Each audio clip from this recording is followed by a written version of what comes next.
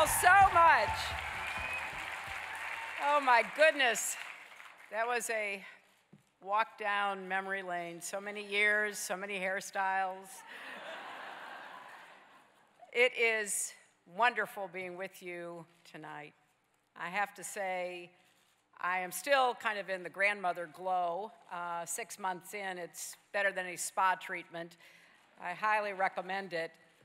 But if there's anything that can compete with it, it is a room full of women and men who recognize the importance of making sure that all of our people have a chance to live up to their God-given potential. And if that includes running for office, running campaigns, standing up and being an advocate, then Emily's List has been on the right track for 30 years, and let's hope for 30, 100 more, until we're no longer needed.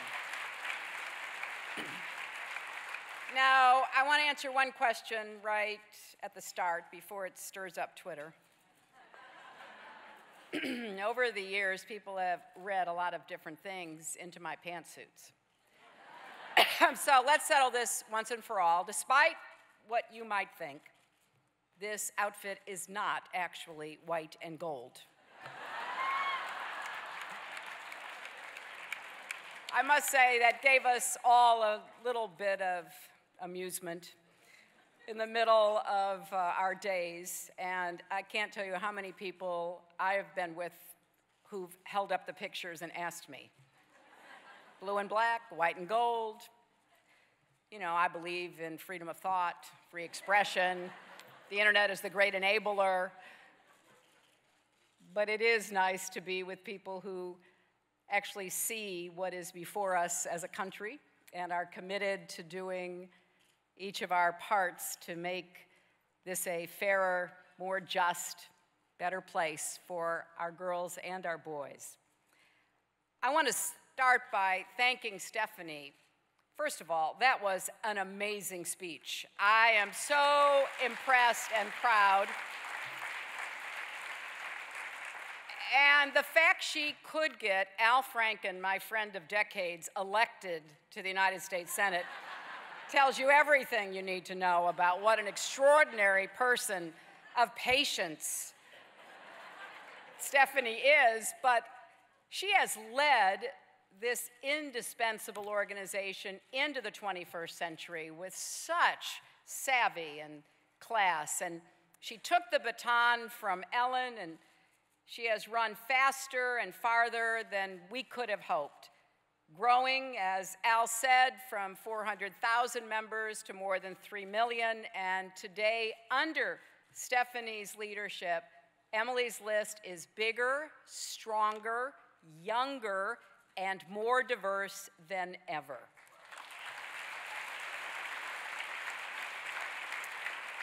So this anniversary is a chance to celebrate how far we have come together and where we still need to go and why it matters, not just for women, but for the entire country. Now, I have to confess, sometimes I do feel like a broken record saying that. I know there are still some people who roll their eyes when I or others say that women's issues are America's issues, but they're just going to have to get used to it. I'm going to beat this drum as long and loud as it takes to be part of the chorus that so many of you have been in for so many years. And it's important for us to remember what it was like for women in politics before Emily's List. It's not just that the playing field wasn't level. Women were barely in the game. They couldn't often even get into the arena where the game was being played. And that's the genius that inspired Ellen, who decided to shake things up. On that day in 1985, when she gathered those friends in her basement, none of them could have known exactly what kind of impact they would have. But they did know something very important. They knew that when women participate in politics, the effects ripple out far and wide, and they knew that our country is full of brilliant, talented women ready to step up and lead. And who better to prove that than a 4-foot, 11-inch spark plug named Barbara Mikulski.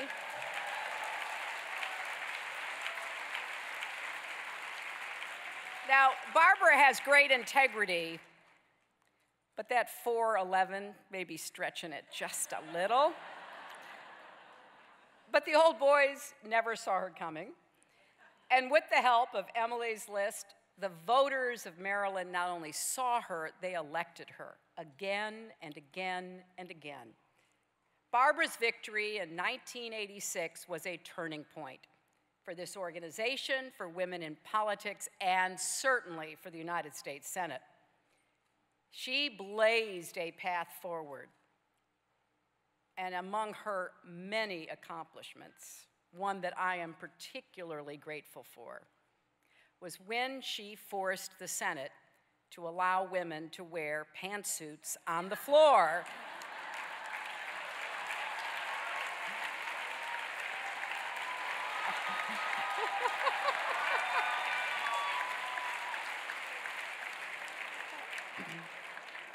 Like so many of my fellow women senators, I will always remember Barbara's kindness and wisdom. When I was elected in the 2000 election, she was one of the first calls I got.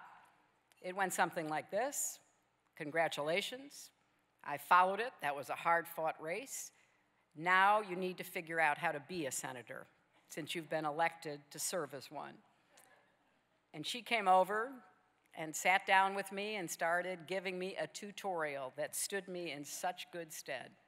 She knew the ropes, but she also knew how to cut through all the hot air.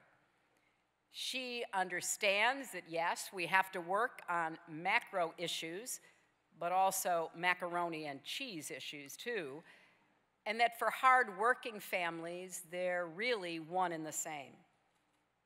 It's hard to imagine the Senate without Senator Mikulski. We owe her so much. But I'm glad she's going to stay out there raising hell like she always has, and inspiring even more people to consider public service because of the rewards that, despite all of the challenges, come to you. So thank you for everything, Barbara. We love you, and we are grateful to you. Now, Emily's List has gone on to help elect 19 women to the Senate, more than 100, as you've heard, to the Congress, and 11 governors. But in addition, Emily's List has, with your help, recruited and trained more than 9,000 women from every background to run for every office at every level.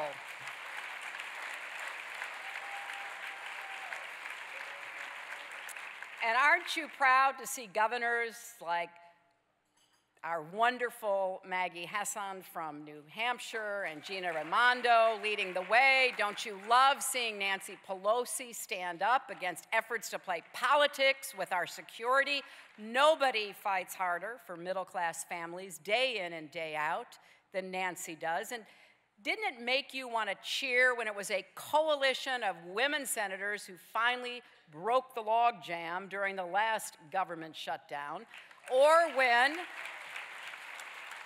Patty Murray showed that it is still possible to build relationships in Washington when she worked out a budget deal with Paul Ryan.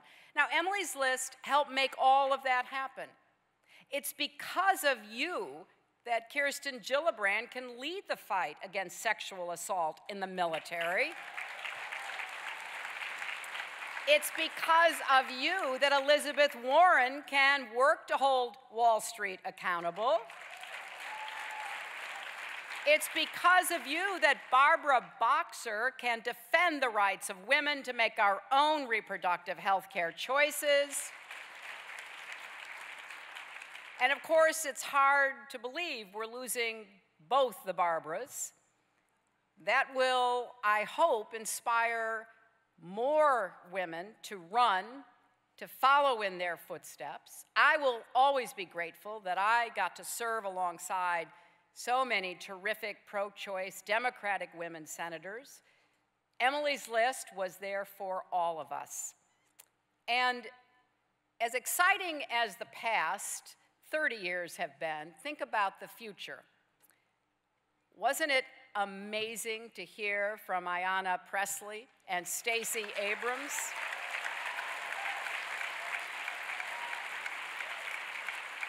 They are both true rising stars, the kind of creative, passionate leaders we need, leaders who know how to find common ground when they can, but to stand their ground when they must. And even in 2014, a difficult year for Democrats, you saw, as Nancy Pelosi introduced them, the 9 new Democratic women now serving in Congress. So all of these women certainly fill me with hope about what we can accomplish together, and also remind me that we're not just standing up for women, but for all people, and for our families, our communities, our country, and indeed, the kind of world we want for our children. We're fighting for an economy that works for everyone and includes everyone. That is the only way to achieve broad-based growth and prosperity in a world that is growing more competitive and interdependent every day. We can't leave talent on the sidelines, given the pressures and challenges we face. Not women, not the millions of young people who are out of school and out of work, not the long-term unemployed, not everyday Americans who've worked hard for years, but find it tougher and tougher to get ahead. As Secretary of State, I spoke around the world about a new participation age, and that's what we need here at home as well. Next week, as part of our No Ceilings project at the Clinton Foundation, I'll be joining Chelsea and Melinda Gates to unveil a sweeping new global report full of evidence about how when women and girls have opportunities to participate fully, they lift up not just themselves, but their families, their economies, their entire societies. We know that women moving into the workforce in large numbers helped America's economic growth over the past 40 years. The average family in our country would be earning $14,000 less, and our gross domestic product would be about $2 trillion smaller if those women hadn't gotten jobs and paychecks. But unfortunately, today, there are too many policies and pressures that make it harder for parents, men and women alike, to work while also raising a family. Many parents don't have access to sick days or paid family and medical leave. It's hard to find quality, affordable child care. Work schedules are too often far from predictable or flexible, and sometimes simply unfair, taking advantage of low-wage workers. And it still is an outrage that so many women are paid less than men for the same work. Now, these are not just problems for women. They are problems for families and for our entire economy. I mean, let's be honest here. Our families look different than they did decades ago, and so do our jobs. Many families today depend on 2 incomes to make ends meet, and 40% of mothers are now the sole or primary breadwinners. That's a fact of life that we have not yet fully embraced. So when any parent is shortchanged, the family is shortchanged, and if you go all the way up the ladder, our economy is shortchanged. When I talk with men about this, I ask them to think about If their wife or sister or daughter or mother is getting taken advantage at work, then they too are suffering because of that. This is everyone's fight. We have to fight it together. We have to win it together. And that means making sure women have the legal tools they need to demand fairness at work and real transparency that makes accountability, enforcement, and negotiation possible. As a nation, we know that the American middle class was built in part by the right for people to organize and bargain on behalf of themselves and their colleagues. And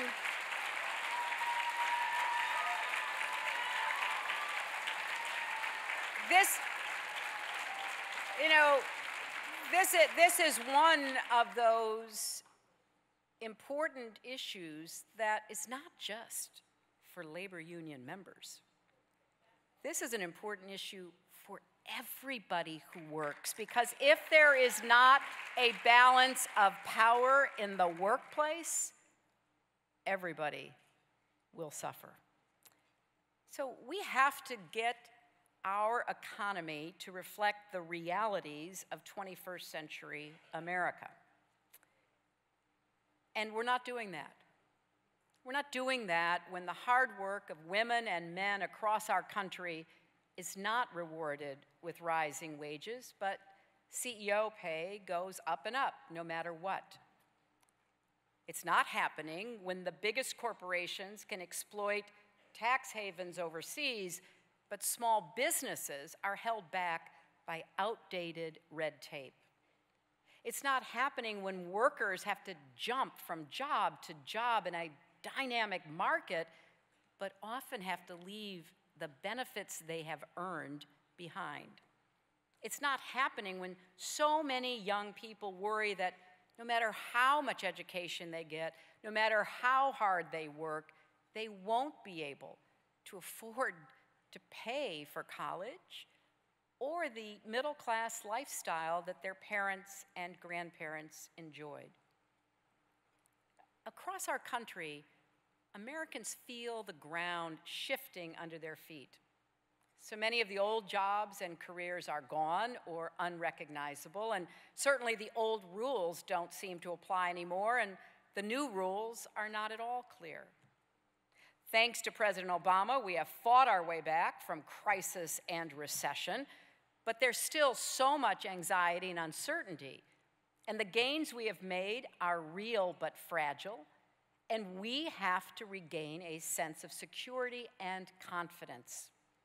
If we want to find our balance again, we are going to have to work together to build that 21st century economy, creating more and better jobs with higher wages that will make it possible to afford a middle-class life, helping more people start and grow small businesses, and investing in the innovators and entrepreneurs who will create the new jobs of tomorrow, providing our kids and our adults with the education and skills they need for lifelong learning in order to compete, changing the way we do business so that Americans have the flexibility and support to be both great workers and great parents, and making Washington work again, not just for those at the top who have access and influence, but for the everyday Americans whose grit and hard work drove our comeback and have always been the backbone of our prosperity. We have to get back to investing for the long term in the things that matter most. Human beings first and foremost. If we remember how to work and grow together, we can help more families find their footing in the middle class and make sure every one of our kids has a fair shot to climb that ladder of opportunity. Yes, Emily's List has always supported pro-choice Democrats, but if you look at the agendas of those pro-choice Democrats, from City Hall through the Congress, we can see that they also stand for the kind of positive prosperity that has made it possible for so many of us to leapfrog our grandparents and our parents. Now, recently, we've heard Republicans trying to sing out of the same hymnal, talking about income inequality. It's like watching the end of Casablanca. Oh my goodness, people are talking about it. Round up the usual suspects. Well, in fact, we do not want to discourage their newfound interest, but we're not buying that old trickle-down economics that didn't work before and can never work again because it defies arithmetic and reality. So we welcome them to come with their ideas, and we will match them. And that's what elections should be about. Elections should be contests of ideas. And I think Emily's List has proven that in that contest of ideas, women who are willing to enter the arena, well-equipped in some great measure by the support they get from Emily's List, can make their case, can be elected. And when I think in my own life history, I'm like so many of you in this room and others whom I've met across the country. My grandfather was a factory worker, started at the age of 11, worked until he was 65 and got to retire. His son, my father, went to college, was a small businessman who worked really hard and made a good life for us. My mother had a terrible, abusive childhood, had to leave at the age of 14 to go to work in order to support herself, having been abandoned by both her parents and her paternal grandparents, never got to go to college, but had a spark of resilience that kept her going and gave her the capacity to create a family filled with love and support. When I hear stories like Ayana's and others, I nod my head, and I saw a lot of other heads nodding. Because just as she had a mother whose voice still echoes in her head, so did I. And how fortunate I was, and how we want that to be the experience of all of our children. Along life's way, you get a chance to make millions of decisions. Some of them are big, like do you run for office?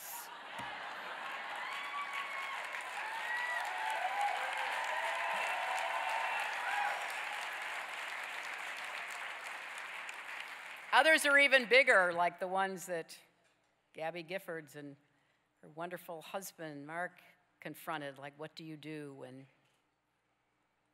a murderer attacks you and you survive? How do you put that gift to work? She is one of the bravest women I know, and she and Mark are making such a difference.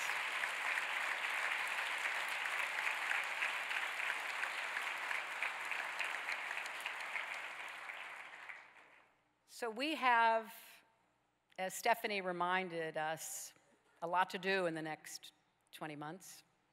And we need to listen to the voices of those who set us on our own life journey and those who we still meet with and encounter. When Bill and I were at the hospital waiting for our granddaughter to make her grand entrance, one of the nurses there said to me, "Thank you for fighting for paid leave." And I looked at her and I thought, here she is taking care of other people's babies and having to worry about what happens when her child gets sick and how she makes all of that work. Her words stayed with me. You know, I remember being a young mother and having all of the balancing acts that we all have to do. And I remember one morning getting ready to go to court, and my babysitter was sick, and my daughter was sick, and I was calling desperately to find somebody to come. Finally found a friend who came and stayed, thankfully, but it just made me so sick inside because I had to leave my daughter. And I rushed home after I finished in court, and Chelsea was fine sitting there, you know, with my friend.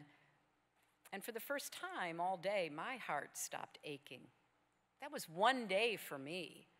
But for so many moms and dads, that ache is with them every day. That's what the nurse was talking about. That's what we have to stand up for. That's what Emily's List is fundamentally about. When I look at this room, I see leaders. And my hope today is that whatever you have done, if you were in that basement with Ellen all those years ago, or if you have just discovered Emily's List and are a first-time member, that you will redouble your efforts in the next months. Don't you want to see more women running for school boards who will fight for better schools for our kids? Don't you want to see more women running for mayor and governor who will put our families first? Don't you want to see more women running for Congress who will follow in the footsteps of Barbara Mikulski and champion equal pay and equal opportunity? And I suppose it's only fair to say, don't you someday want to see a woman president of the United States of America? Well,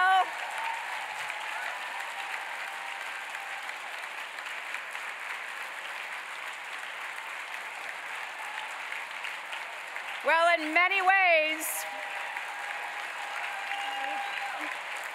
all of these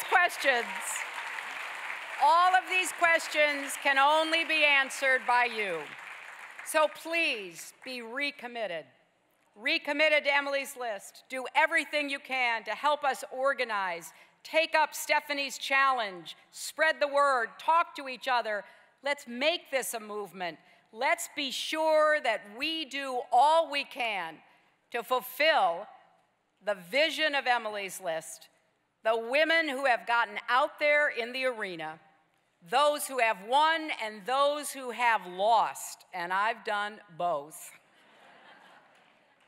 You actually learn more from losing.